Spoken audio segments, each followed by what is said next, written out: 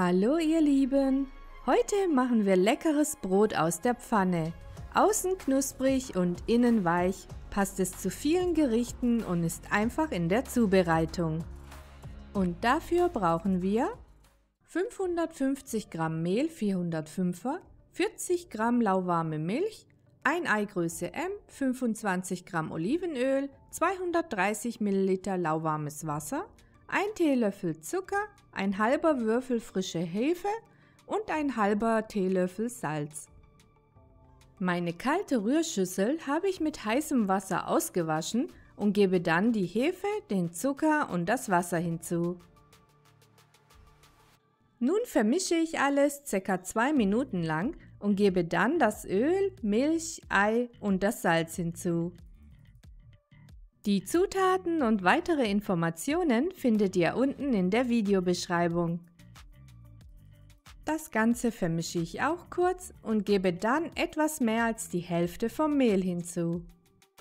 Wenn du mich unterstützen willst, abonniere gerne kostenlos meinen Kanal und aktiviere die Glocke. Auf niedriger bis mittlerer Stufe verrühre ich den Teig und gebe nach und nach das restliche Mehl dazu und verknete es weiter, bis es ein leicht klebriger Teig geworden ist. Genau so muss es aussehen. Nun gebe ich den Teig in meine bemehlte Schüssel, schließe den Deckel und lasse den Teig dann in einem warmen Ort ca. 1 Stunde lang ruhen. Mein Teig hat sich verdoppelt und ich gebe ihn nun auf meine bemehlte Arbeitsmatte. Nachdem ich ihn kurz von außen nach innen geknetet habe, rolle ich ihn zu einer Rolle und teile ihn in 6 Stücke. Ihr könnt das Brot auch größer und dicker backen, dann bitte auf niedrigerer Stufe. Aus den Stücken forme ich dann Kugeln.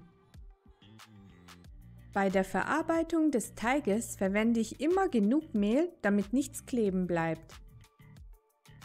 Die Kugeln rolle ich nun schon in die gewünschte Form aus und lasse sie abgedeckt 20 Minuten ruhen.